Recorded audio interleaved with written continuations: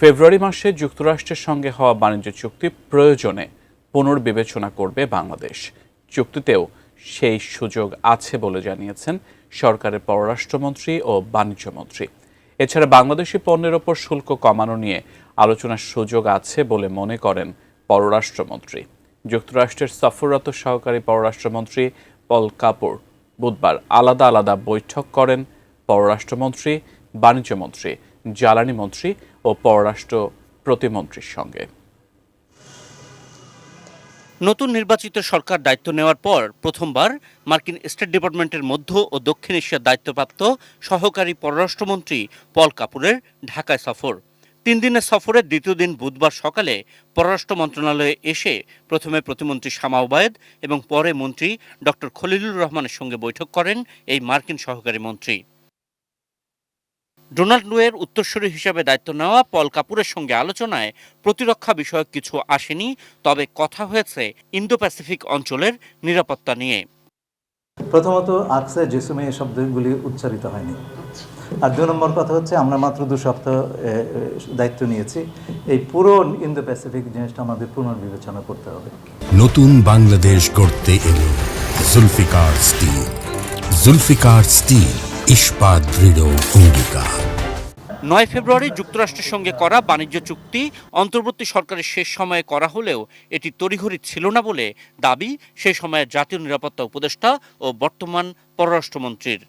এই ডিলটা কিন্তু ঠিক 3 দিন আগে শেষ হয়েছে তা নয়।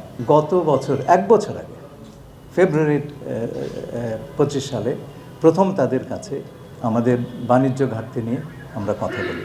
আমেরিকান কটন দিয়ে তৈরি পোশাক আমরা তাদের কাছে পাঠাবো, সেইখানে আমরা 0 রেসিপ্রোকাল ট্যারিফ চাই। সেইটা করতে তাদের সময় নিয়েছে। একটা জিনিস মনে রাখবেন, এটাতে একটা এন্ট্রি ক্লজ এবং এক্সিট ক্লজ আছে। এন্ট্রি ক্লজ হচ্ছে নোটিফিকেশন না হলে এটা কার্যকর হবে না। এখনও নোটিফিকেশনে যায়নি, সরকার ইচ্ছা করে রিভিউ করতে পারে যে দরকার হলে আমরা এটা পুনরালোচনা করব। সে প্রফেশন তো আছে। আমার যে মনে হলো যে আচ্ছা এই জিনিসটা কাজ করছে না, যে জিনিসটা কাজ করছে না তাদের সঙ্গে বসে আলাপ করে নিব।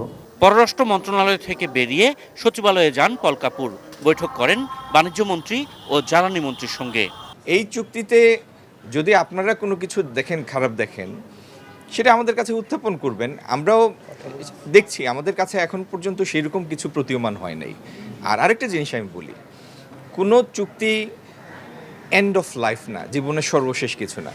প্রত্যেকটা চুক্তিতে সেলফ কেয়ারিংয়ের জন্য তার নিজস্ব কিছু ধারা থাকে এবং সেখানে তো এরকম নর্মাল শিষ্টাচার অনুযায়ী দেখা করতে আসে।